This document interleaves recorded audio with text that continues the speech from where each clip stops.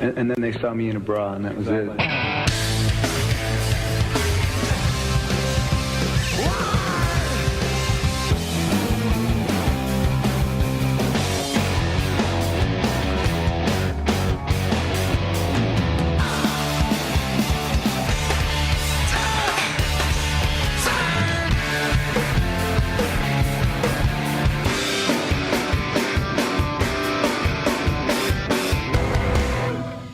What's going on, Pearl Jam nerds? You're listening to Single Podcast Theory, and I'm Brad Lyons.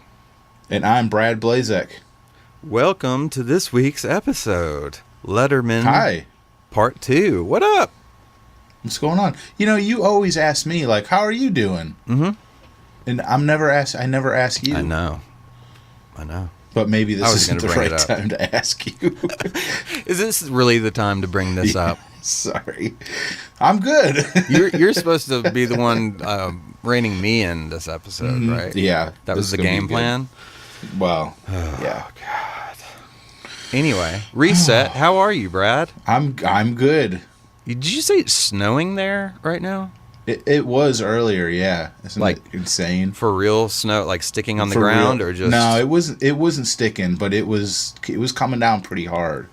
That's cool. It's been like May here for the last week. Was it like that for you guys too? We had that last week, and then we had that like in the beginning of the week. After all the fucking rain and flooding, it was beautiful out for a couple days. Here. Then it got fucking cold again. Yeah, it's like same thing. I guess we're just not as cold as you guys are, obviously. Yeah, being a few hours south, but it's very confusing because it was warm long enough where I kind of started getting used to it, and you're seeing things bloom that normally shouldn't be blooming right now, and right, you know what I mean? And then all of a sudden it's like bam, 29 degrees. Yeah. Fuck. It's all wet and yeah, dreary outside. We went out kind of early this morning, and it was just like dark and rainy and cold, and I'm just like, fuck this. I'm going back to home and go to bed. Sleepy time. Yeah. Right on, man. Well, oh God, what number episode is this? This is 82? Nice. Yes. All right, so we're gonna. Sometimes we split these part 1 and 2s up, but this time we're gonna roll right through because I'm having fun with this one. Yeah, I was thinking about this all week. Yeah, me too. It was kind of I've forgotten. It's been a while since I've watched, especially this full I guess set that they did at Sullivan Theater. But I used to watch these performances a lot. Yeah, it was good to kind of revisit them, and I forgot how solid all of them were on every song. You know, it didn't feel like any kind of phoned in performances, and not that they're known for that anyway. I just mean, and this most of the material is all new because this is on the avocado cycle. It's good shit, man. Yeah. Well, should we start off with our Pearl Jam story time? Yeah, let's do it. Let's do it.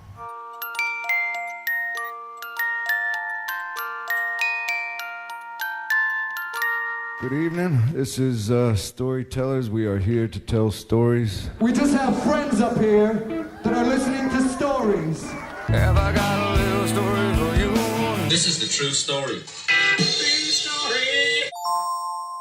All right, so we've got our friend Brad Harris is next up in the queue for Pearl Jam story time. When is this from? November 3rd. We're catching up. We're catching up. We might be retiring Pearl Jam story time. Oh, because we're gonna run out. Yeah. Man, I never thought that day would come. Not that I'm looking forward to it. I just kind of thought this is gonna, So if you've been, what do you call it? Waiting. Yeah, procrastinating. Oh, you mean for people that haven't written anything in? Yeah. Well, you know what, man? I'm kind of cool with it. I'm kind of cool with it dying and see what else comes up in its place. Okay. You know what I mean? Yeah. Maybe it's time to shake some shit up. Are we getting old? Are we done? Oh, are we getting old? Yeah. Not well. I mean, we're old. I wouldn't say that we're old. I wouldn't say that we're, really young either. But, how old do you feel like your inner child is, Brad? Oh, I mean, like 17. Oh, yeah? But I'm like an old man on the outside. Like I'm going bald, my knees hurt. If I sit in the truck too long in between stops, it's like I'm all stiff. Yeah, you got to stretch it out. Yeah. So Keep that blood flow going, man. is that what it is? Yeah, I mean, Well, it's just how do I do that getting in old. the truck? No, Yeah. I hear you, man. I remember those days. I was 22 years old, and I didn't have shit to do, and I'd just be like, you know what? I'm going to buy a pack of cigarettes and a Yoo-Hoo and a Payday. I'm going to get in my car on this beautiful Saturday afternoon, and I'm just going to fucking drive. No idea where I'm going. Just drive for hours, listen to music. Yeah, I used to do that. I would just listen to music, driving around Paris. Find weird roads I'd never been down in the countryside and stuff, Oh, those were the days. Tool was like the best for that. Yeah. Yeah. For me anyway. I did listen to a lot of Pearl Jam on those drives, I'm not going to lie. Yeah. Those mixed CDs and mixed cassette tapes that I had. Man, how did we get there? I don't know. Oh boy, here we go. Rambly old men. Oh man. In my day. I know, right? It totally sounded like that for real. All right, let's do this. Let's not make Brad Harris wait any longer. He says, "Isn't Brad Harris the bass player for Iron Maiden?" I don't know. I don't know all their names. I'm going to be honest with you. Who am I thinking of? I don't know. Anyway. Brad B. Yeah, This is Brad H's time right now. Okay, Brad. He says, "Hi, Brad and Brad. Thanks for taking the time every week to record SBT. I'm so glad I accidentally stumbled across your podcast a few months back. I was hooked from the first episode. When listening during my work commute, it's like having a couple of mates in the car along for the ride. I'm genuinely appreciative of what you do. I'm now madly trying to catch up on old episodes while listening every week to your most recent offering. It sounds like the backlog is long, but who knows? Maybe one day I'll get a gig on Storytime." Well, here you go, my friend. Yeah. Accepted. He called it. He called it. He called it, man. 4 months ago. Babe Ruth calling the home run right here. Brad H. He says, "I grew up playing guitar, and the Beatles were probably my earliest influence after watching their anthology videos on TV. After listening to a variety of music, including Bush, Green Day, Oasis, and many more, a close friend who was obsessed with Pearl Jam kept pestering me to check them out. Because they never made videos, I'd never really heard them. On impulse, I picked up and bought a copy of 10 when I found it in a discount box at the local CD store. Best impulse buy ever. I was hooked. I gave that disc such a workout. I then started on their back catalog. I still remember asking my mom to pick me up a copy of Versus if they had it at the local store while she was out grocery shopping. I sat playing Mario on the original Nintendo while listening to Versus from start to finish. I never forget the way those records inspired me musically. I would go on to spend hours sitting with my guitar, trying to figure out all the guitar parts. So many great memories. I have a lot of great memories of learning the parts from those records too. I have great memories of playing Nintendo while listening to me too. My favorite music. Yeah. I just could not stand listening to the Nintendo music. See, I liked it. It's weird that I didn't mind it, but I thought this is the greatest thing ever that I can mute the TV and listen to. Just listen to all my favorite. Yeah, gives me time to listen to music. Right. Yeah, man, I hear you. It says the next year Yield was released and they toured Australia. That was one of the defining musical moments of my life. By this stage, I was addicted to the band. 20 years later, I've seen them play live 4 times and Eddie solo once. I'm still as hooked as ever. I'm desperately hanging out for a new record. Who knows, maybe even a tour down under may occur one day. Pearl Jam have been such a powerful influence. Their music has always been there for all the highs and lows of life. There's always a song to match my mood, circumstance, or stage of life. I'm hoping my 2-year-old daughter will come to one day appreciate Pearl Jam in the same way I discovered the Beatles through the influence of my mom all those years ago. Are you laughing? Yeah, sorry. Why? What did I do? The way you said that. What? You should go back and put it in like, my daughter will come to one day. Like, Did I? You kind of. I was. Yeah, kind of. Sorry. It's okay. It's I okay, know Brad. you got shit on your mind. And No, just the I've way got you like said a it was really. like- I've complained about this a million times, and I don't ever Yeah, think you- to change it. The brightness on my screen is like, Oh, okay. by the end of like 3 paragraphs, my eyes are like bleeding. That makes sense. Yeah, it's like you were struggling. You were struggling. Yes, I was. a Will little come bit. to one day. Welcome to Sorry. Robot Brad. Yes. I talk like a 60s robot. Let's see here. Mm-hmm. Again, love the podcast. You guys have developed something really special. Keep up the great work. Brad in Adelaide, Australia. Australia. Mm-hmm. Good day, Brad. Braid. Braid, yeah. Oh, God. I don't even have a response to that anymore. Thanks, Brad. Adelaide. Thanks, Brad Harris. Australia. It's, Oh, you know who the bass player is from Iron Maiden? oh, who? It's Steve Harris. Mm. Maybe they're related. Maybe. There's probably not a whole lot of Harrises in the world. Yeah. That's No, not a very common name at all. No, not at all. Back to Brad Harris. Thanks, man. Appreciate it. Thanks. Thanks, Brad. Who you got next? Who do I have next? Stuart? Is it Stu? It is I think Stu. it's Stu, man. Hey, B&B. It's been a while, but recently caught up on the last 3 podcasts, and I thought I'd share with the group. I remember when Lost Dogs came out, and I got to hear Fatal for the first time, and it blew me away. I played it over and over, and it still confuses the hell out of me how it never made it onto binaural. Stone's composition is both beautiful and tragic, and I, like many, have pored over the lyrics looking for the meaning behind it. Is it about divorce? Unrequited love? Jealousy? I think you guys hit the nail on the head, and it probably is about Stone's kid's pet hamster, Mr. Fluffy, and now that you said it, I kind of want that to be the case. Absolutely. To hear they've... Yeah. That's my do you running remember theory. Yeah, that's what I thought. To hear they've only played it live 8 times, 8 times is crazy, and I lost my shit when they played it in London last year.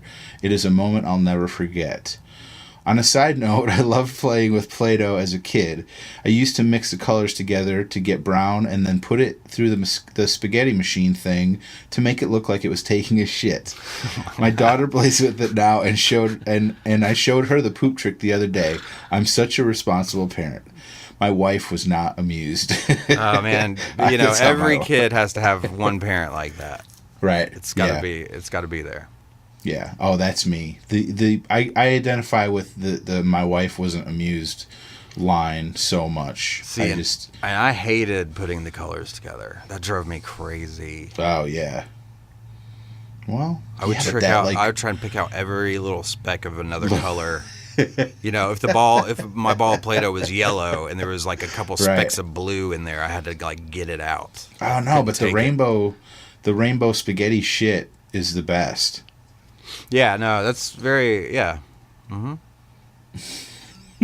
You're just, no. Shout out to Lyons for his great solo episode, and I hope more are on the way. I love the song choices and will definitely be checking out more from Boy Genius and Brandy Carlisle. Those tracks were awesome, so thanks for turning me on to them. Have a good one, Stu. Yeah, man. Stu. You're welcome, Stu. I'm glad that you liked that episode. When's yours coming, Brad? I don't know. Maybe, I'm not putting any pressure on you. I'm just asking. No, but Amanda's on spring break this week, so maybe me and her, because I was thinking of doing it a little different and doing it with her. So right on. And I've got like a whole thing planned, so you're gonna have to put some work into the production side of it. Okay, just make sure don't like give me all the files on Wednesday and say, "Hey, release this tomorrow." You know what I'm saying? Yeah. Give me a little time. Right. Okay. Let's see here. Okay. Thanks again, Stu. Who do we have next? I always forget what we decided on for the pronunciation of this one. Is it on? Is it Anne? On? I think it's Anne. Okay. Anna, but yeah, I think it's Anne. Just to be that guy, I'm gonna go with On. I don't know why, but it's That's On from fine. Brussels. Say hi, Good Brad. day, mate. Yeah, Brussels. That's good, Brad. I'm glad you kept up on your geography. That's great. Hi, Brad. Just want to let you know that I enjoyed the last episode so much. I know Letterman is a part of American culture, as are all those famous U.S. evening/night talk shows. But being a European listener, I'm not very familiar with those shows as I never saw them. So it's such a plus to check out these Pearl Jam performances and actually have some context to go along with it. I also love how Mr. Letterman has his rather charming attitude towards Pearl Jam and Eddie. Don't you find that endearing to witness? I do. I love that relationship. And Yeah, we didn't talk about it so much last week, but yeah, I mean, you just knowing now how good of friends they are. yeah, Going back and watching these clips and just seeing the two of them, sure. it's pretty cool. And that, yeah, and being able to, I know we already did this episode. It was one of our first episodes, actually. But I mean, Letterman at the if you haven't seen it, obviously you should check out Letterman's speech at the inauguration of the Rock and Roll Hall of Fame. That was pretty. It's like if Neil wasn't going to do it, the only other person would be Letterman. You know what I'm saying? Totally. Yeah. Just the relationship over all those years, but. Yeah. Yeah, and I mean, I get it. I think some people thought we were going to go into more detail about that, and we will at some point. I just kind of felt like, or I think we kind of felt like it's just more about the performances. 'Cause Right. yes, there's a great relationship there, but, I don't know. I feel like the Letterman performances are also a thing, or I always felt like they were, like up there with Unplugged and, all those kind of shows that they had done, like live performance type stuff anyway.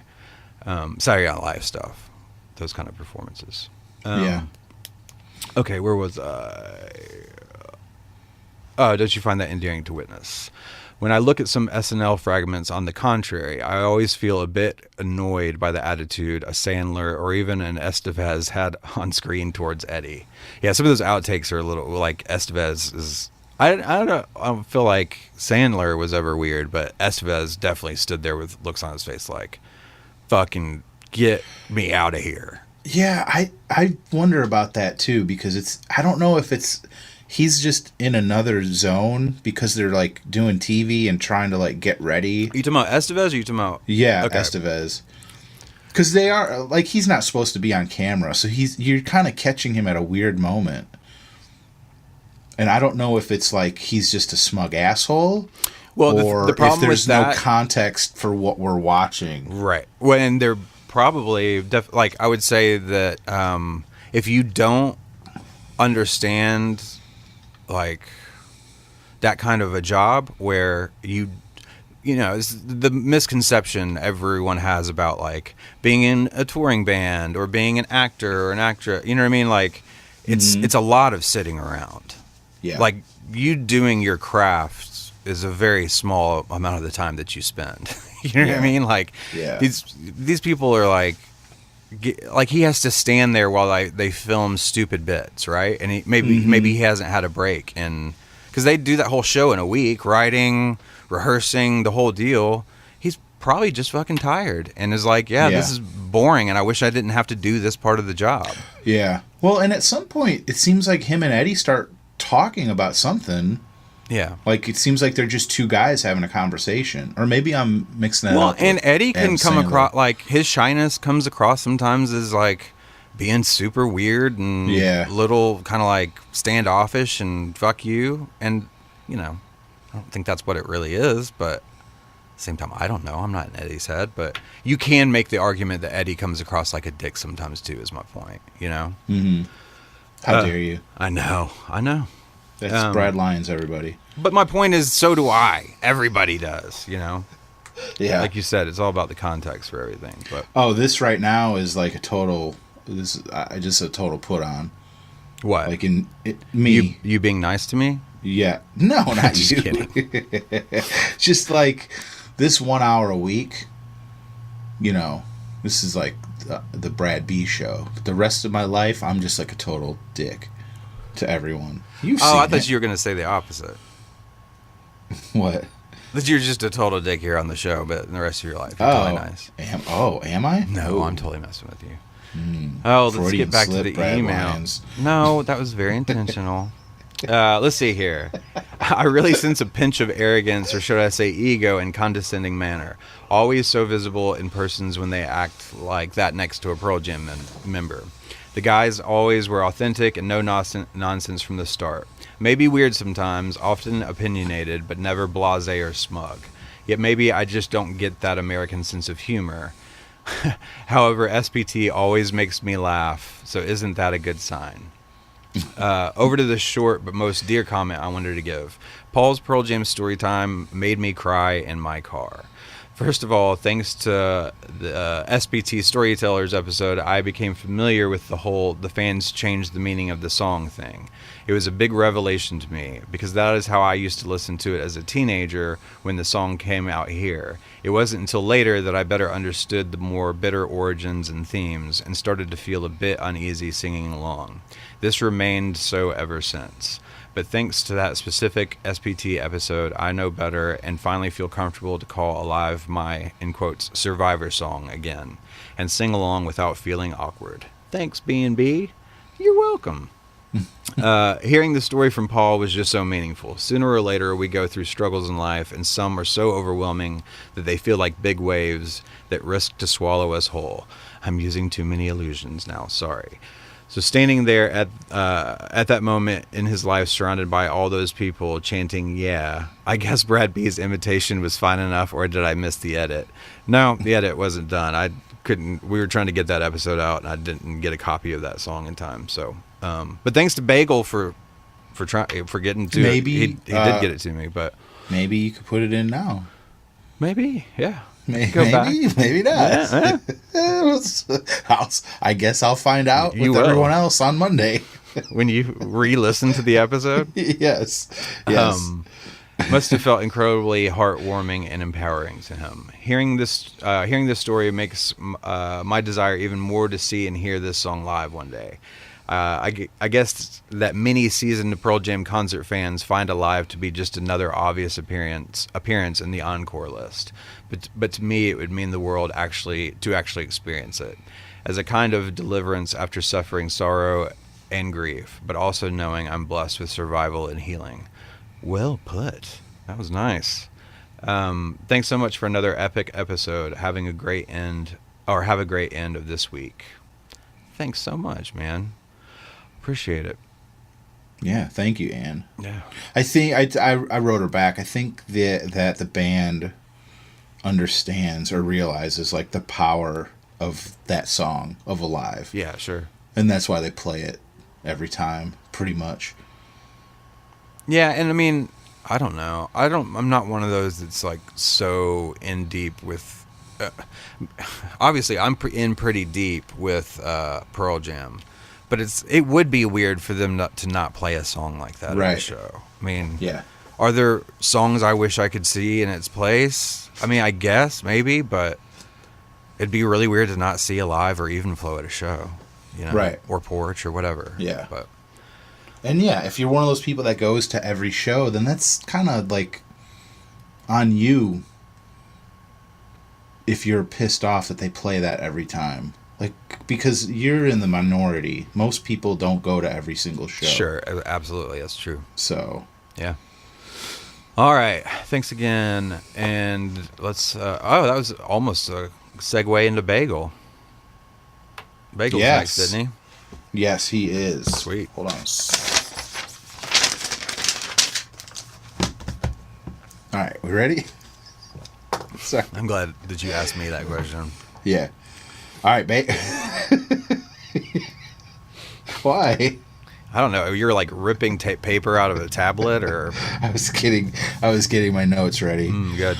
So cool little tidbit. The Riot Act songs "I Am Mine," "Save You," back to back. He's talking about when they played Save You and I Am Mine on 2 different nights at Letterman. Right. The songs back to back was all filmed in one day. That is why Dave got all funny when he said, "Will you come back tomorrow?" Oh, Letterman filmed their Thursday and Friday episodes the same day. Right. You can see in the videos the only real changes are Ed and Mike remove their jackets for Save You. Jeff does a shirt swap. And at the end of Save You, Dave says to Mike, "Did you sleep all right last night?" And Mike can barely contain himself after saying, "Yeah." That all makes like so much sense now. Because I didn't know that. Right. But yeah, it's those little quips are pretty funny. Also, quick nod on Hail Hail. The big deal with that one is Pearl Jam would only come on without sponsors, so Dave had to get CBS to agree to have no commercials. My guess is he probably had to dig into his own pocket some to get the station to agree. Do you remember this? That being a big deal? That show was like there was no commercial breaks. Right. Which is like, I mean, that's a lot of money. It's crazy. Yeah, John Farrar had sent in an email kind of saying the same thing, that Right. that episode was commercial free, because this was in the Ticketmaster era. Mm-hmm. Like the no, because I think that tour was called the like no sponsored by no one tour. Right. The year before. Yeah, it's someone put up some money. I would imagine it might have been come from a couple of different sources. But Yeah. like Letterman's production company, maybe, and maybe even a little bit from Pearl Jam, just to make sure that it happened with no sponsorship. I don't know. Yeah. That's the kind of backroom shit that I don't know how that stuff works. You know what I mean? Yeah. Yeah. I mean, I kind of sort of remembered there was something about that, but I mean, not until like John and Bagel wrote in, like, it was a big deal. Like, it reminded me, it was like a big deal that this was going to be just a full show. Right. Without commercials. And Bagel was saying that, like, they had, like, sponsor breaks where they just, like, read off or showed like, on the screen, like, a billboard of the ad. Right. But it couldn't be during the Pearl Jam stuff. I gotcha. I don't know. I wonder if I should look and see if that's on YouTube. I'd like to watch that. Do it. Okay. And you left out the fact that Bagel attended the 98 and 2000 studio performances. He was there at the Letterman show. That's right. He had told us that in an email before. Yeah. I totally forgot. Yeah. He says, I wish they went with something different than Wishlist Off Yield, but it was the single at the time that they appeared that May. Yeah. Oddly, with Binaural, they chose the second single, which would be out much later. The in-market release at the time of the appearance was Nothing As It Seems. I assumed they were going to play it, but was pleasantly surprised with Grievance. I had not heard it yet. That's pretty badass. Yeah. In an alternate universe, they played Fatal at Letterman because it was put out on binaural. And episode 78 of Single Podcast Theory is about a totally different song. I have just blown minds. You have. Bagel. He's crossing dimensions, bro. Talking my language. Yeah, bro. Thanks, Bagel. Yeah, thank you, Bagel. Always love an email from Bagel. I wanted to say, too, that for Hail Hail, John Farrar said that they didn't use Paul Schaefer, because usually when bands would come on, they were kind of like they had to play part of the with. Deal. Yeah, and he says he thinks they were the first band that didn't have to play with Paul, which is Makes sense. I don't know. I always thought that was weird when they would do that. To be honest, bands they had to play with Paul. Yeah. Like, it's kind of some bands it's cool, but for some, like, it just for Pearl Jam it wouldn't work. No. You know? No, that's I know. I mean, I thought it was.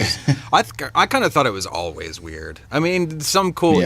Yes, some cool performances came out of it, but sometimes it's like a solo performer and they don't even have their band. They just use Paul Schaefer. But Right. I'm saying when it would be a band would come on and Paul is playing at the same time. I don't know.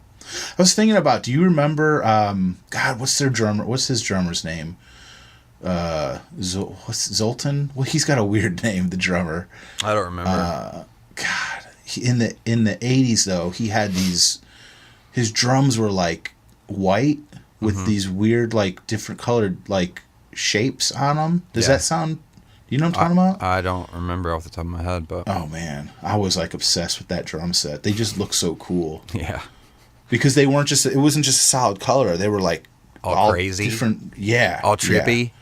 Yeah, man. I was like, whoa. What? Yeah. Thanks again, Bagel. All right, one more email.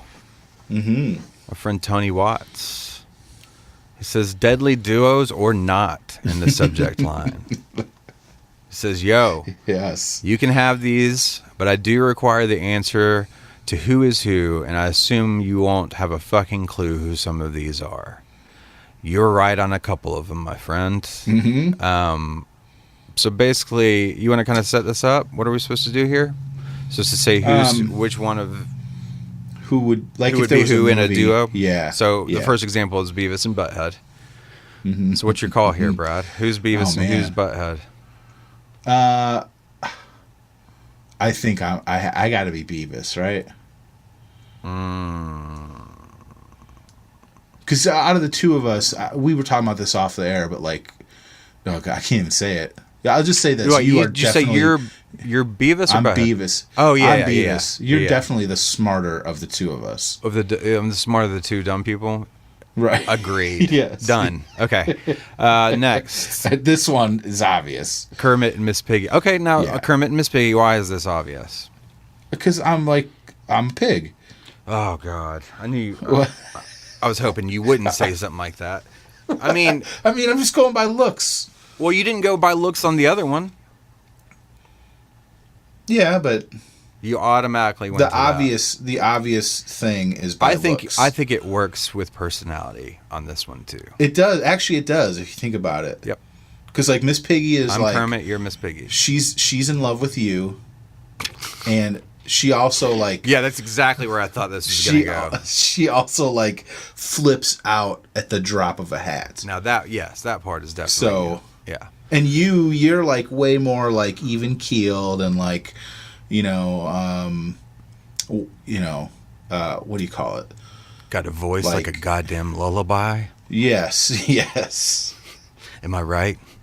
You're a little more introspective, Yeah. just like Kermit. Yeah. Yeah. Just like Kermit. Keegan and Toshak. Mm-hmm. I had to look that one up. Yeah, me too. Well, because we're talking about football here. European football, right? Yeah, soccer. Soccer to the people in the U.S. Freedom. That's freedom football. Freedom ball. Free- Yeah, so I mean, it's no surprise. There shouldn't be any surprise. That's a pairing I didn't know about and Yeah. still don't know about. So all I know, again, going by looks, like one of them was like 5'8" and just like a brick shit house. yeah, And they the called other's, like, him. I think it was 6 Keegan. They called him Mighty Mouse, which will lead us into another one down the list here. But But the other one, then Toshak, must be the one that's like I think they called him Beanpole. And Yeah, I'm I like, get- well, right. That's you. so You're in this Toshak. one, yeah, we'd have to go by physical appearance. Yes, I'm Right. Toshak. All right, Chaz and Dave. Mm-hmm. Yeah, not really familiar with them. Sounds like they had moderate success in the UK, but nowhere else. Can I play a song? I don't know if this will play or not. I don't know if you can play it No, I or can't. if I need to. Let me see if this will pick up.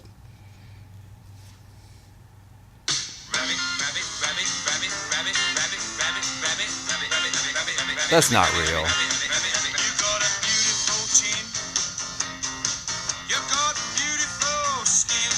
Yeah. Did he that's- say you've got? that's- Is this opening line? You've got beautiful teeth. no chin? Oh, well, And that's even skin. weirder. It's, You've got a beautiful chin and skin. I'd like to wear it. well, Your skin, I mean. yeah. I just What are you, a looked size that 36? I looked that up and I was like, What the fuck? Yeah, that's Rabbit. That's a song called Rabbit. Well, I'm neither of those men, and neither are you, because that was an abomination. Yeah. Mighty Mouse and Pinfold. Yeah, did you look this one up? I think he got confused. You mean Danger Mouse? Yeah. Well, Mighty Mouse and Pinfold were in, what was that called? Oh, what was that little... Oh, there was a little kind of like offshoot of some cartoon characters in that world, and there was some Mighty Mouse and Pinfold. But yeah, I think typically it would be Danger Mouse and Pinfold. Right? Mm-hmm. Well, yeah. I mean, I never heard of Penfold. Oh, really? Yeah. You didn't watch like Mighty Mouse and all that shit when you were a kid? I watched Mighty Mouse, but Mighty Mouse is different than Danger Mouse, right? Yeah. No, I didn't. Mouse. Okay. And is Mighty Mouse... Hold on, let me look this up real quick. This is unbelievable. Because what's the one... No, what's the other... There's a mouse that he's got like Tom a ring. and Jerry? No, I like Tom and Jerry a lot, though. No, Underdog. Remember Underdog? A little bit. Oh, I fucking loved Underdog. You would. Anyway. Yeah, so who's who? I mean, it depends I on don't- what you go by. If it's physical appearance or whatever, then yeah, I'm Pinfold. Because Now, you? taller. I think I am. Like the nerdy dude with the glasses? Oh, sorry, I'm getting him backwards. No. Oh, my God. We can't do this on air right now. I don't remember. I'm confused now. I guess I am, too. Oh, God. Let's leave this alone. No, I have to look it up. I can't take it. Can't deal with it. Hold on. Okay. Yeah, that's... You're right. Yes, he's the little nerdy guy. Yeah, I'm sorry. Who am I thinking of? I'm I getting don't my know. characters mixed up. I have no clue because I don't even... like I said, I barely knew who Danger Mouse was. So Penfold is... Yes, You get it? You found it? Yeah. I mean, yeah, I guess physically, yes, you're Pinfold. But it looks like he's probably smarter, so that's definitely me. JK. All right, well, that was... yeah. Yeah. Oh, God. Yeah, and then we get hit with the Metallica episode again. Brad, don't do that, man. It's so Sorry. gross. Anyway, man, we really let the wind out of the sails for this email. He finishes by saying, Literally. Sorry, Tony. "It's all good, though. It's evolution, baby." Thanks, Tony. Oh, he says, "Oh, and I was laughing my fucking head off when Brad Blazek gets the giggles in episode 80.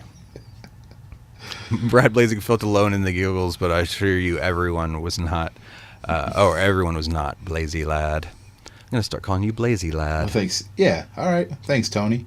Yeah, Tony. Thanks, everyone, for the emails. If you would like to email us yourself, it is singlepodcasttheory@gmail.com. You can find us on all the socials. And if you'd like to look into supporting the show, because we don't do sponsorship, it's all listener supported, you can go to patreon.com, patreon.com/singlepodcasttheory if you'd like to learn more about that. And without further ado, let's go into, unless Hey, it sounds like you just left. Hey, He just left. could you get me a pickle? He had to have done that on purpose. There's no way that you just, you do that.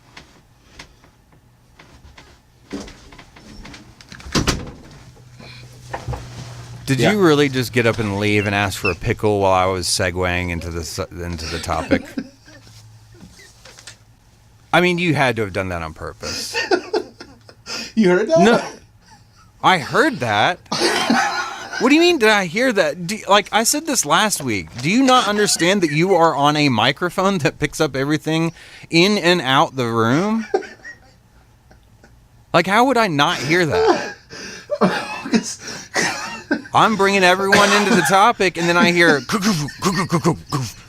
"Hey, yeah, will you get me a pickle?" Ugh.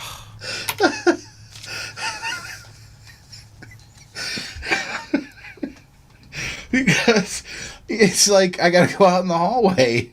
I didn't think you'd pick that up out there. I was trying to be quiet.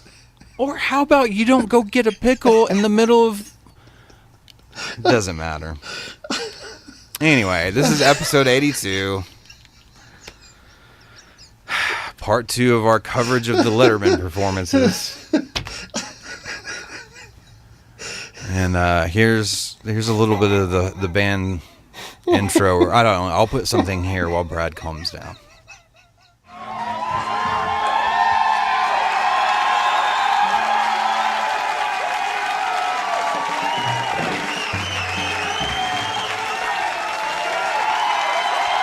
Good evening. Or wherever you are, good afternoon, good morning.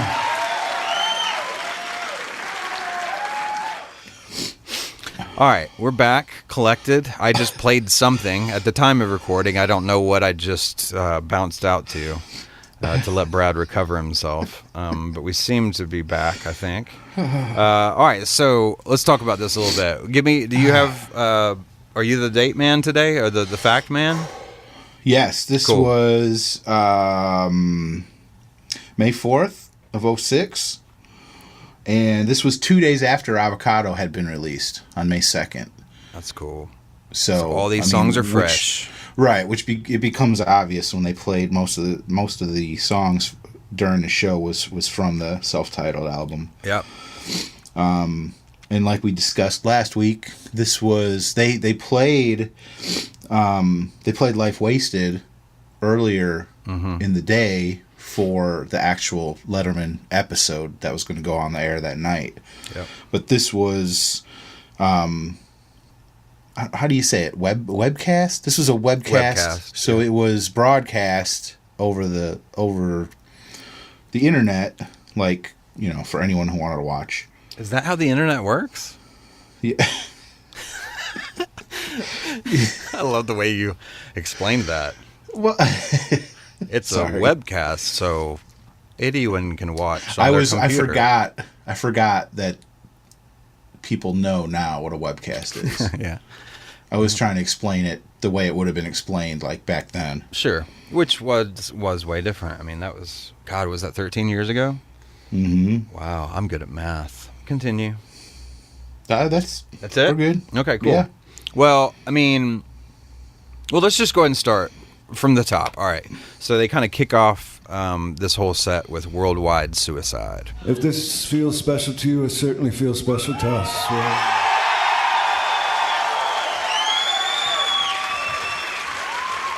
And this first one goes like this.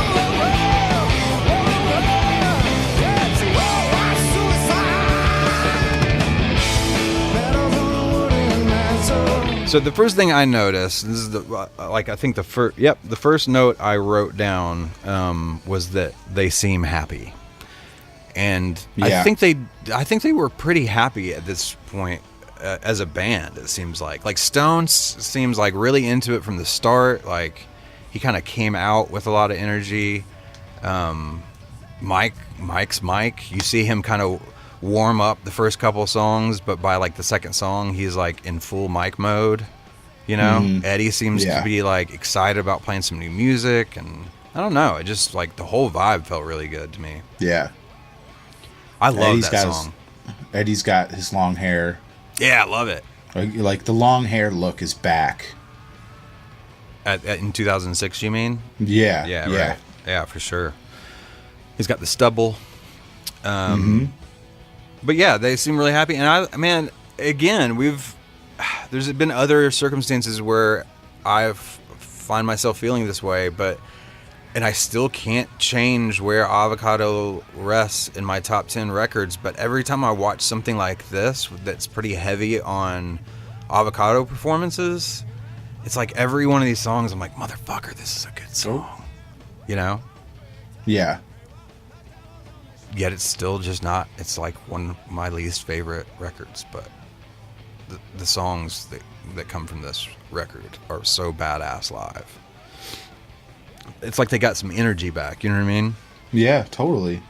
Yeah, I'm the same way with you. Like the albums that are like lower on my list, like this and like Riot Act, when they play the songs live, they're pretty fucking amazing. Yeah. Yeah, you know what I'm saying? There's something about the ones that they choose to do that are the ones I like anyway. Sure. You know? And that playing them live just gives you a little extra bump, absolutely. You know? Well, and you're getting to witness in real time how the song that you love so much from the recording, because not all the time with Pearl Jam, obviously, but sometimes the first time you hear a song from your favorite band is on the record. You know, if you don't have a leak or you didn't catch a show where they're, playing new material or whatever. But there's just this kind of like feeling of, like I said, it just feels fresh again. But the cool thing about this whole performance is that even when they play the older songs, like Present Tense, Evolution, Why Go? God, from like, they end with 2 songs from 10, but they feel just as like excited and in there with those songs as the brand new stuff that they're excited to try out for the first time, Anyway, overall, it's a cool performance. So they go from that into Comatose.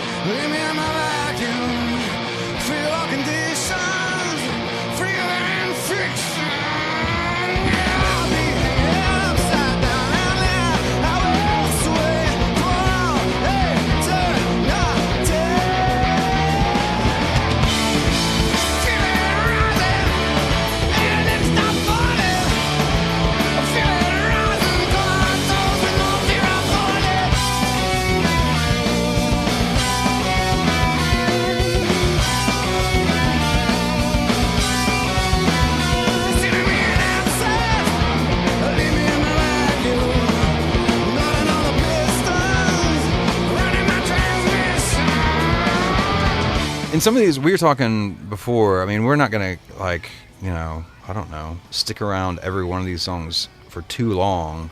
Because some of them are like, I don't know. Like we talked about, some of these songs they've played a lot, and it's a great performance, but I don't know that there's anything necessarily special about some of these, other than they're just really good performances, you know what I mean? Yeah. Did you have anything about Comatose? Not really. I just wanted to point out, like I said, they played Life Wasted for the show. And then these next, the first 4 songs go in order of the album. Right. And I didn't realize that until today when I was like going over my notes.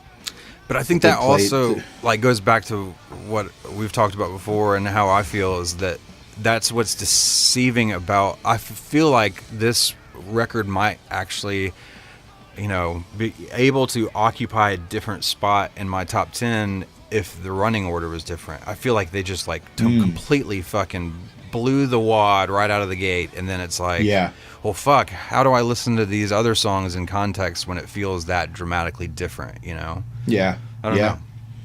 It's like Lightning Bolt in a way. Like the first half is so fucking good, and then the second half kind of slows down and falls off. Yeah.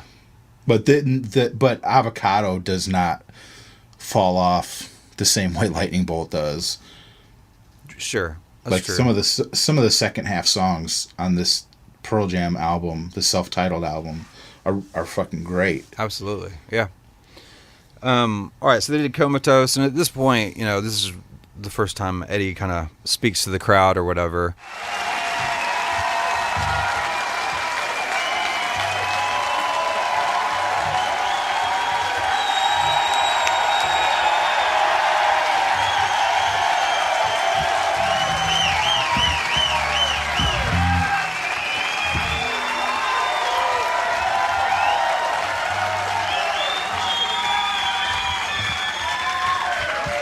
All right, I don't know what y'all had to do to get in here tonight, but we had all we had to do was dedicate our lives to music, stay in a band for 16 years, put out a bunch of records and practice for the last few months, but I somehow feel that whatever you did, it was maybe a little bit harder than that.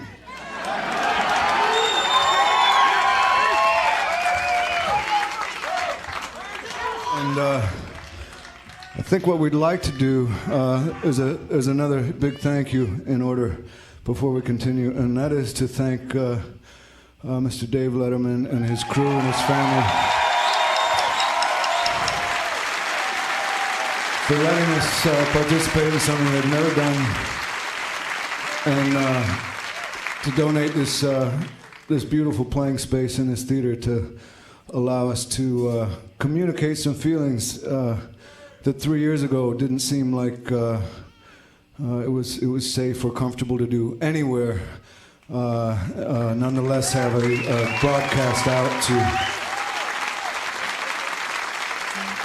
large numbers of people, and so really, with all respect, we thank you and thank them for giving us the building and having the courage to do it. Thanks. What does he say? He says something about, I mean, we just listened to the clip, but what does he say? Talk about being a band. They're just being thankful Yeah. for being a band for 16 years and like the crowd being with them, and he's thanking like Dave and the whole crew, and because if you look, like they kind of dress the set up Right. to look like a concert. Sure. You know? Mm-hmm. Absolutely. I mean, I'm sure the crew had to do a lot of work to get this done. Yeah, because at first when he started down this path, I was like, where is he going with this? But then when he ends up with, you know, explaining everything they had to do to get here, and he's like, something. What do you say? Something to the effect of like, I have the feeling that you guys had to work even harder, maybe, to get here, or something like that. You know? Yeah. Because at first it sounds so unlike Eddie to like, we had to do all this stuff to get here, and he's using that to say, like, turn it back on the fans, you know what I mean, in a positive way. So then we go into Severed Hand. And this song this is about psychotropics.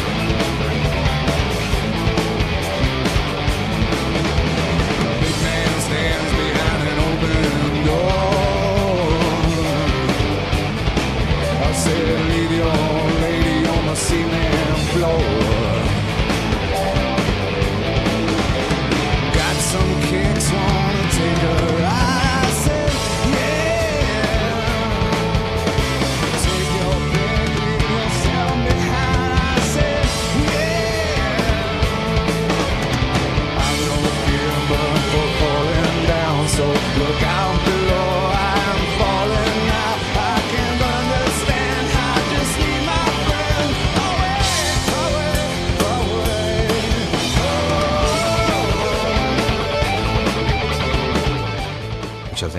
super badass. I mean, Yeah. I think that about every one of these first 6 songs. It's just like bam, bam, bam, kicks ass. Yeah. And this is, I mean, we've talked about this before too, talking about Avocado, which is, and for me, it always sticks out on this song on Severed Hand, which is Matt's BGVs while he's playing drums. It's like he's singing right with Eddie. Great BGVs, but he's playing like counter rhythms, if you want to think of it that way, with his hands. You know what I mean? Like that can be a really hard thing to be. It's one thing to kind of like, and I'm not shitting on it, to kind of Don Henley it, but you're kind of like keeping it pretty straight. Now, Don Henley's a great drummer. I'm not saying he's not, but he doesn't always have the most complicated shit going on when he's singing and playing drums. You know what I mean? Yeah. Whereas you've got like a Matt Cameron part with a vocal on top of it, and he's doing both of them. It's pretty impressive. Yeah. Especially with how well their voices blend together. I don't know. I think I asked you this before. Can you sing while you're playing the drums? I'll be honest with you, I've never tried. Oh, really? Yeah. I have. It's How'd it work out impossible. for you? It's impossible. Like, it's fucking. Next time I come to Birmingham, we'll do it. I mean, and I'll show you how insane it is. Playing drums on its own, you have to. Your brain has to compartmentalize so much. You know, four different limbs working opposite of each other. I guess, you know, to put together this thing, but then you add something else on top of that vocally, and it's like, woo, you get, that's working your brain out over time. I feel like. Yeah.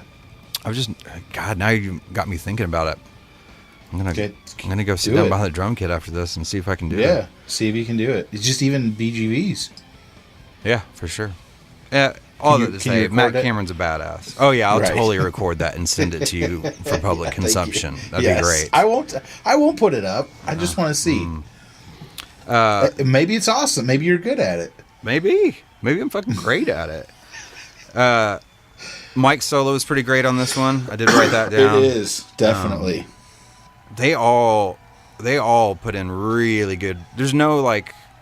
I don't know. With some bands, you can say, "Oh, so and so is just kind of having an off night," but all the other band members are doing great or whatever. That's pretty normal. But this is one of those things where everyone is excited and in there. I feel like Stone's got the head bop. Oh yeah, going on, over there by Jeff, by Mark. Yeah, by Mark. Mark, the guitar player. Marker in the Sand is next.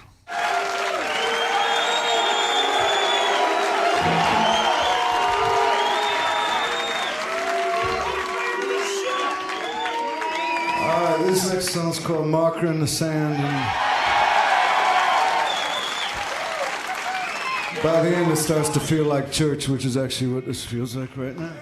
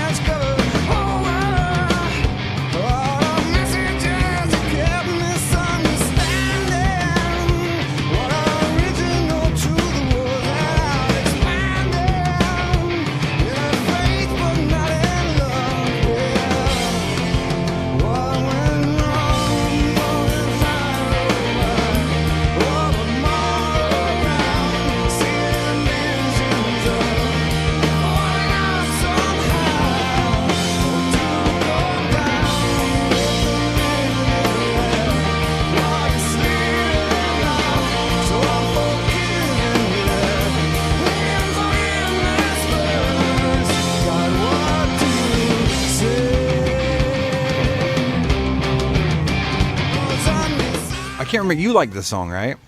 Yeah. Yeah. I don't know why we're now being conscious of rewatching this performance again on how fucking different the verses and the choruses are in this song. They sound like two different songs. I think it's the drums. Yeah. Because the drums are very like, I don't even know what you call it. What do you call that? Kind of like tribal-ish. In the verses, yeah. Well, and the Yeah. guitar is like very percussive and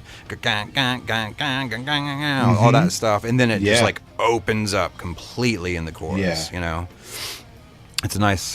They pull that kind of stuff off really, really well. Oh, I felt like I had something else to say about that song. I don't remember. Oh, and the bridge is completely different too. Like all three sections are completely fucking different from each other. I feel like that was it. All right, so let's move into Gone. 1, 2.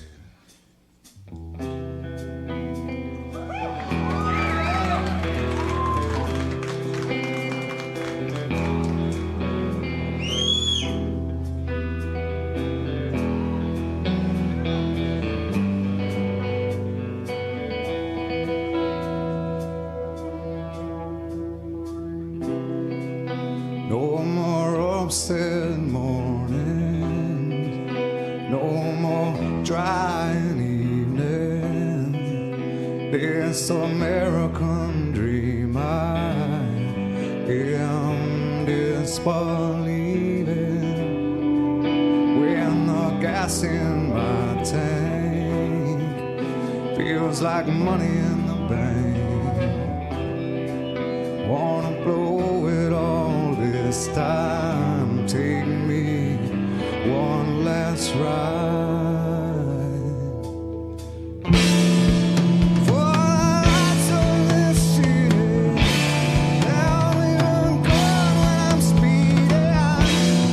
Gonna leave all behind me 'cause this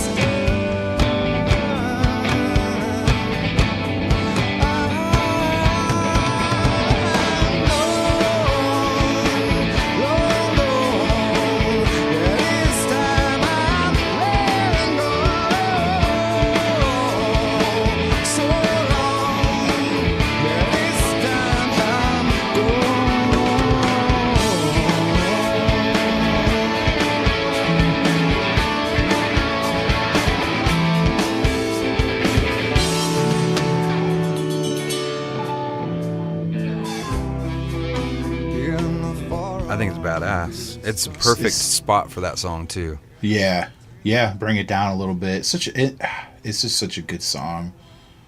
Eddie sounds great on this performance. Yeah, I don't know. It was a perfect, like you said, a perfect spot to bring things down, and it works well on the record too. Like you mentioned, they're kind of like playing. It's almost like they're playing the first half of the record, kind of like in sequential order or whatever. right. And that, for me, I do remember buying this record and feeling like it was the perfect time for this new slow song.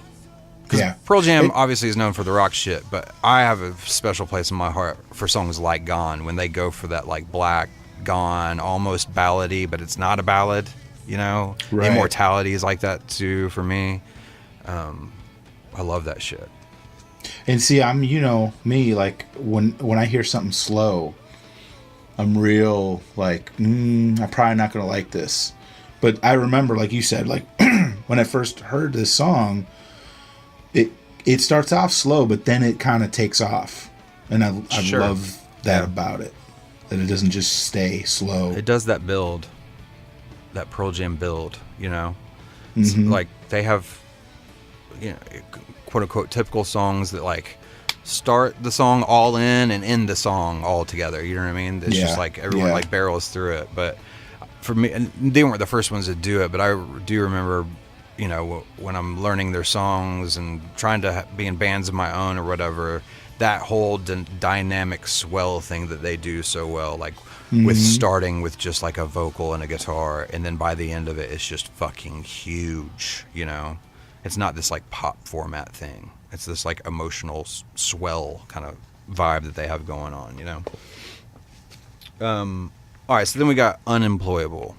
All right, this is a little number called Unemployable.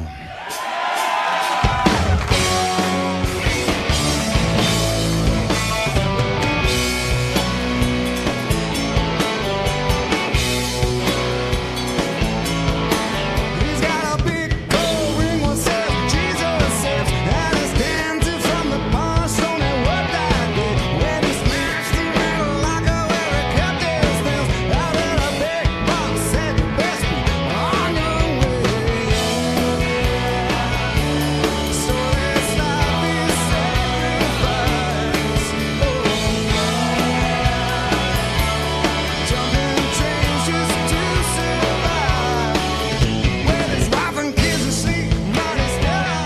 again, love the song. I don't really have any big notes about it. Right. Yep. I'm the same way. But it was a cool way to like end kind of the avocado portion of the set, I feel like. Right.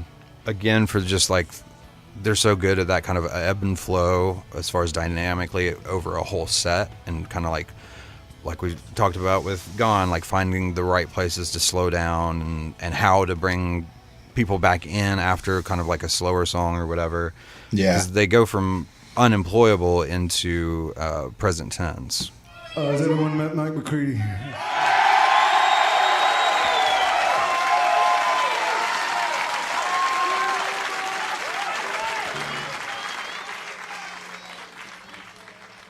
You know, the last song I played, "Unemployable," there was it was one of the first songs that was heard on maybe on the internet, which is where they might have heard it just now too. But it was the interpretation of the lyric was "scared of life," when it's actually "scared alive," and it's quite a big difference. So we've been waiting for an opportunity to clear that up. And this song could just about be titled the same thing, Scared Alive.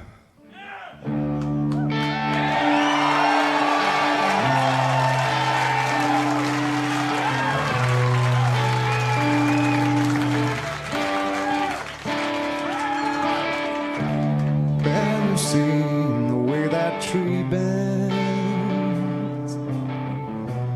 Does it inspire? Leaning out to catch the sun's rays, or listen to be applied.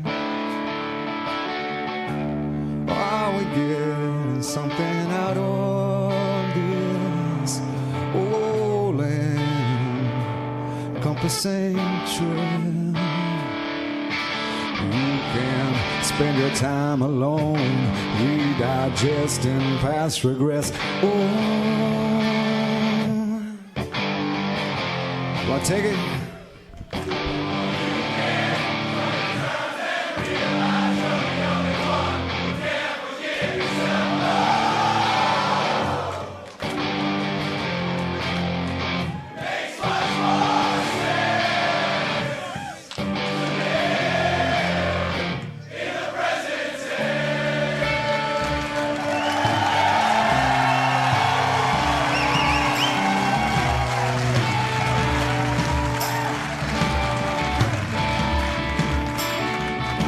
Have you an idea on how this life ends?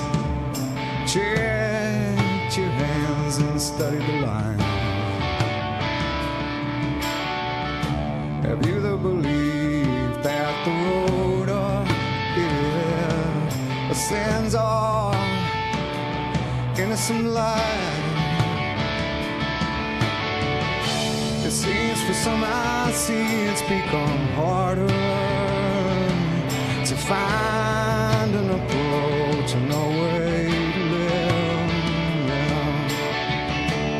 Are we getting something out of this?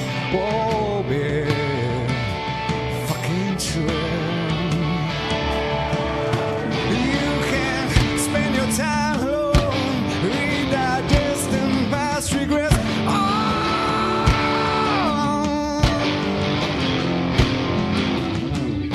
Or you can come to terms and realize you're the only one who can forgive yourself.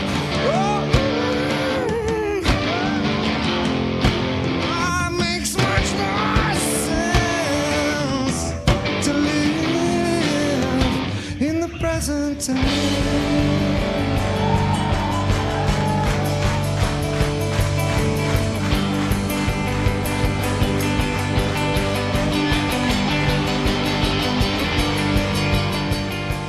Which I think this is a badass performance of present tense. It's so good. It's up there. It's way up there. To me, this is like the most Let me look at this. Yeah, I think this is the most memorable performance of this whole set, for sure. Yeah. When I think of this set, I think of this song, I feel like. Yeah. Porch is pretty fucking awesome, too, though. Yeah, but it's not... It's awesome because Porch is awesome, but I wouldn't say that that's a special Porch performance. Like, for me, I feel like this present tense performance is kind of special. Yeah. Well, the crowd singing. He throws it to the crowd. Dude. And there's all singing these, like, super, like, positive lyrics. Mm-hmm. You know? Yeah. It's, like, so cool to see a band, like, use that ability to, like, have a choir of people in front of them sing back this, like, I don't know, beautiful kind of peaceful concept instead of like screaming back like fuck you, you know, or some like rock and roll bullshit, you know what I mean? Yeah. I love that. Let's see, present tense. And at the time, well, I don't know, it wasn't a new song, but it wasn't an old song. It wasn't either. a classic yet, or maybe it was, but I understand what you're saying. Yeah. It wasn't like from 3 albums or 5 albums ago or whatever. Right. Yeah. Let's see here. And then we get another classic, and it probably wasn't at the time, but we know how often they play this song, which is not a complaint. We've got Do the Evolution.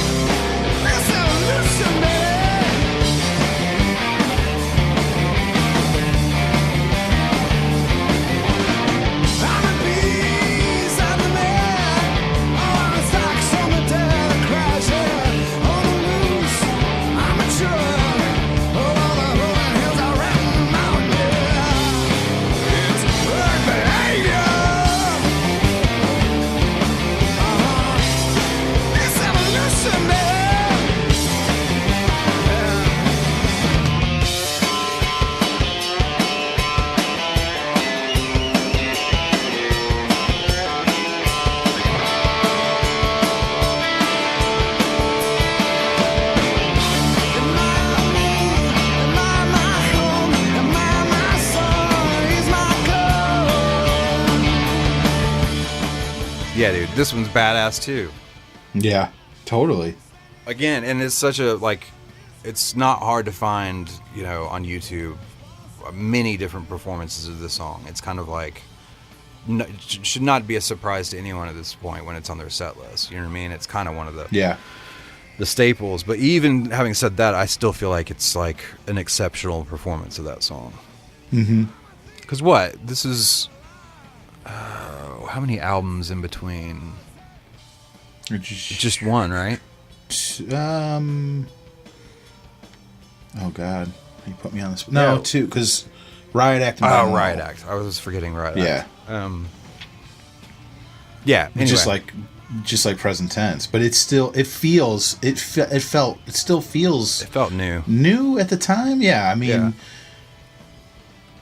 I don't know, but it's such a. It seems like they wouldn't play this song in this setting. Does that make sense? Because it seems like such a hard, like, huge song. Right. But they pull it off. Hell yeah, they do. They pull it off in this little man. TV studio. I wrote down so good. Because it's great and good. Right. And someone else wrote that in an email. Was that Barker last week? That was Barker, yeah. Yeah.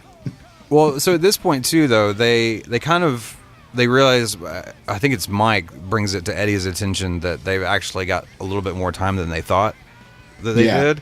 So instead of... Well, wait, we have to talk about Stone's solo and Do the Evolution.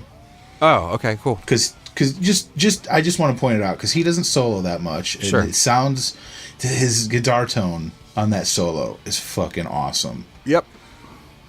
I'm saying, man, like, everyone had, like, where you need them to deliver in their world for a song on this performance. I mean, this whole performance, the whole set. I feel like no one fucked anything up. Right. They were all there together. Yeah. Yeah. So they kind of get together, and this is around the time where the leash sign happens, because over the course, when they go to crowd shots, you can see all these people with signs, whether you see what they're saying or not. You know there's tons of people in the crowd with signs, but they all say leash or play leash or whatever. Yeah. And so that's when Eddie pulls up the cue card and says this.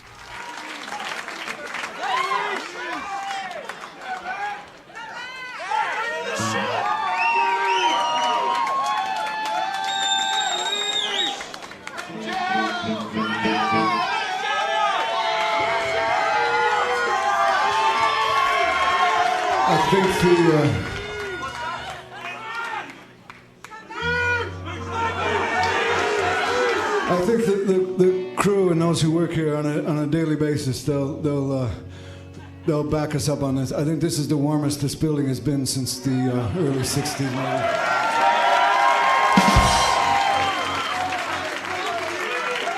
I didn't write this, but somebody asked me to show this to you. I'm just doing my job.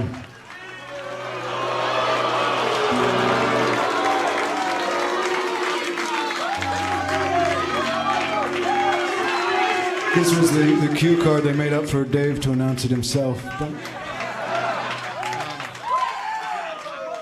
Anyway, so they kind of let everyone know in a funny way, quit fucking yelling leash, and you can put your signs down now because we're not playing it.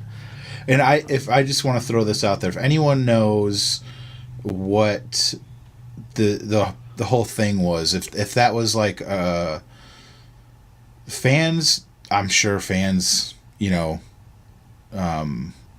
what is the word I'm trying to say? Just who came up with doing the leash signs? Oh, like everyone doing that together.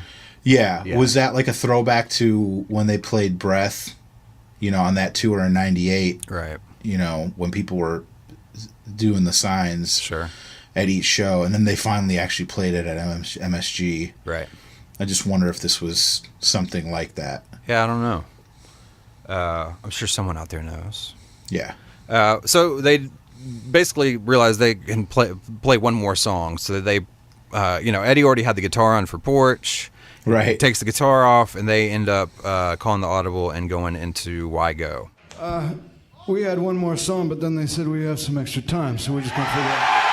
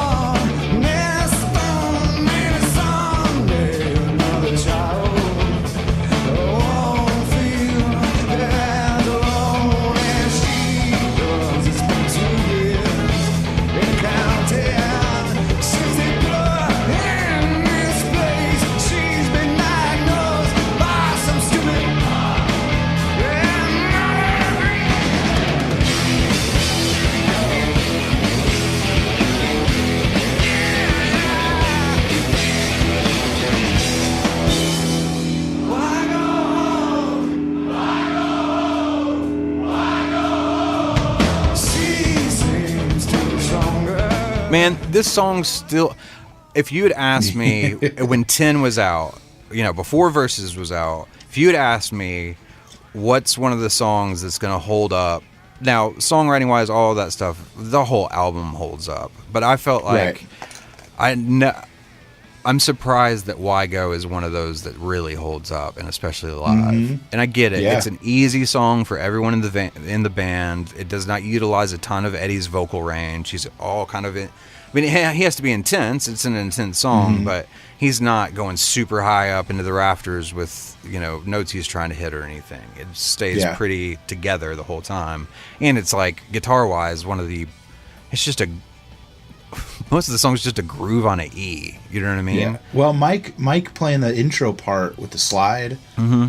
And that's another thing about being able to watch this on Letterman, like on a nighttime TV show studio. Man. The camera work, it's good. Excuse me, it's so unique. You don't get to see a band play a concert this way very often. Sure, I agree. So to see a camera right up close on Mike and the way he's playing the slide, it's just it's such a cool thing to be able to watch this. These cameramen and directors and producers taking the time to like notice that it's time for Mike's guitar solo and switch over to that camera that's close up on Mike. You know what I mean? Yeah. Like, people take that kind of shit for granted. Yeah. That's why I recorded. There's a million reasons why I would record those performances like on VHS or whatever, but one of them was because I was a dumb kid trying to teach myself guitar or even drums, and you could like watch them do shit, and I would get so mad when it was a guitar solo and they wouldn't go to the guitar player playing or they go to the wrong one. They'd go to Stone instead of Mike or whatever. It's like, they show the fucking singer. They show the singer who's just standing who's there. not singing. Yeah, he's not singing. Right. He's just kind of chilling, but because he's the singer, he's the poster boy. Right. And I'm just, it's that the shit default used to drive me. We don't know where to go, so just look at the singer. Yeah. Right. While Mike is over there off shredding his ass off. Yes. Yeah. No, I hear you, man. The direction was good, especially for like not off the cuff, but I doubt they. This is not a production rehearsal scenario where, the directors got to make notes on all their cues because Pearl Jam ran this set 5 times. Right. You know what I mean? Like, they had to do this kind of stuff on the fly, which is really cool. But yeah. Well, and plus the stage is so small. Yeah. It's so cool that in most shots you get to see the entire band. Mm-hmm. And cameramen running around. Yeah. Yeah. And then the crowd shots are just as cool because it's something unique that you don't get to see the crowd at these late night shows very much. Sure. And you get some real, I don't know, sexy shots. Yeah, for sure. Like the entire crowd. And I think someone can correct me, but I think this is all 10 Club people in the audience. I would assume so, yeah. Yeah. If it's not. So when they cut to them, they're all like, they're into it. Oh, Everyone's hell yeah. standing up, Bunch of fruitcakes, just like us. Yeah. Yeah, man. I hear you, dude. All right, so then, of course, they do In the Night with Porch.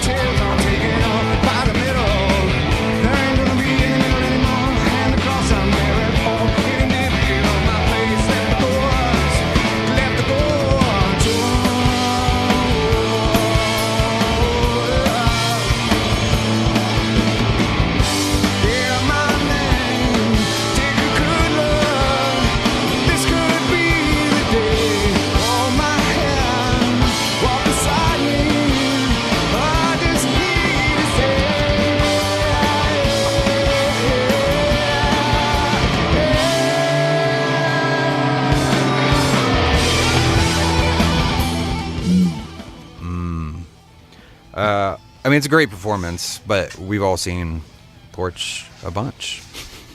Yeah. There was nothing terribly new about it or anything. Well, two things. Mike's solo, Yeah. which, as always, but it needs to be said, it's fucking awesome. Yeah, you're right.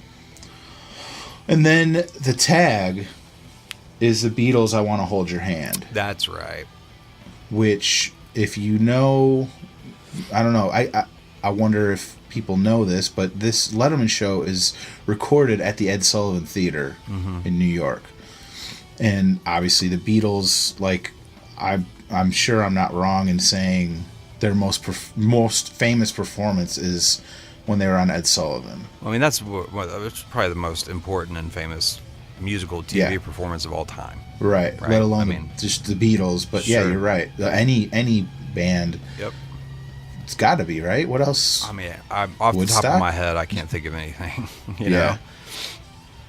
That kind of set the bar for a lot.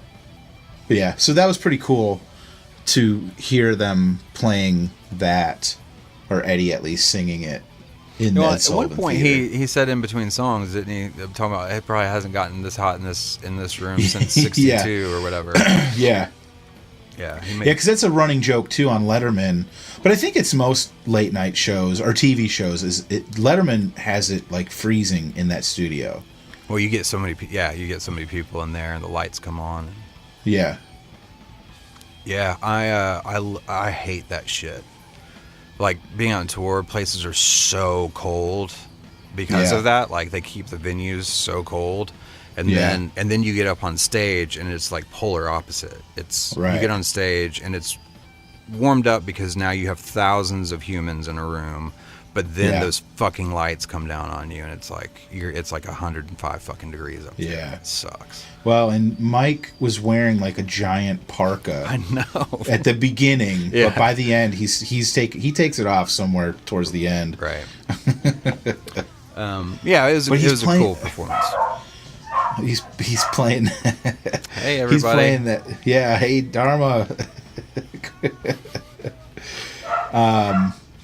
He's playing that. I guess I don't know what would you say is Mike's most famous guitar? I mean, his most famous? Because to me, the one he's playing on Porch, it's the like. It reminds me of like Stevie. It reminds me of Stevie Ray Vaughan's. So he's playing a Stratocaster. Guitar. Yeah, the one that's like brown and all beat up. Yeah, I mean he's obviously. I think we've talked about this before. He's got obsession with 59 models. Yeah, I would imagine it's one of his 59s. Yeah. As a guitar player, though, I feel so bad. I feel like I should know all that shit, but I just don't. Yeah. Care, which is weird. It sounds great. You know what I mean? Yeah. I don't know. He kind of he for playing 10 songs. He really switched up his guitar a lot. Oh, he does it all the time. It's great. Yeah. Oh, because he switches his tone up all the time. You know. Yeah. I just think. Normally it would be like a show like this, like he'd have one or two guitars. Yeah. But he had at least 3 that I'm aware of, just off the top of my head, because he's playing that Flying V at one point. Yeah, I mean, I'm much more like. Now, if I had shit tons of money, maybe I wouldn't be, but I tend to be much more like Stone. I'm a one guitar guy. Like maybe for a specific tour, I might bring my Telecaster with my gold top, but I'm just gonna go out on tour with a gold top. That's all I need. I don't need to switch songs every. You know what I mean? Switch guitars. For me, it's like you either need to be like Stone and just like, okay, I got like 3 guitars that I play. That's it. Yeah. Or you just go all the way in like Mike does. It's just like, nope. I recorded with this guitar, so I'm playing this guitar or whatever. You know. Which is super cool, but all right, that's it. Well, we got to mention Boom. Oh yeah, Boom is there, and the crowd is doing the Boom. Yeah, they do it twice. That's one thing though that's weird is like, unless it's just bad copy of video on YouTube, like you can't really see Boom. No, he's like back in the shadows. Yeah, there's a one camera angle where you can really see him. But all the other ones, like you can't even see him. Right. No, it's true. I noticed that too. Poor Boom. Yeah. whatever. He doesn't give a shit. He's like, man, I still love that he had like no idea who they were before Yeah. he signed up Yeah. playing with them. Yeah. He's just like, oh, it's my buds that I play keys with. Yeah. That's it. And we're like, it's Pearl Jam, motherfucker. Yeah. All right. Well, that was fun. I enjoyed that. If you guys would like to email us with comments about the show or whatever, you can email us singlepodcasttheory@gmail.com. Hit us up on the socials. And, of course, if you'd like to look into supporting the podcast, go to patreon.com, patreon.com/singlepodcasttheory. And what? I just wanted to throw this out there. Mm-hmm. Our buddies Randy and Matt at Live on Four Legs. Yeah. The podcast, they have asked me to come on. Sweet. So later this week on Friday, that episode will drop. Hell yeah, and I'm man. going to be talking about the first time I ever saw Pearl Jam in Milwaukee, 95. That'll be a good listen. So, and our little Kate Cotton is now officially a co-host on the Pearl Jam Porch podcast Hell yeah. with Jesse That's awesome. over there. So I love it. I just wanted to let people know, go check out both of those great Pearl Jam podcasts, because we're not the only game in town. Hell yeah. Go check them out. All right. Till next week, I'm Brad Lyons. And I'm Brad Blazek. Love it. Love it. Thanks for not switched doing it up. I switched it up. Switched it up. for I you. like that. And you didn't, Yeah. do it in the middle of an episode. You're No. growing up, Brad. You're all grown up.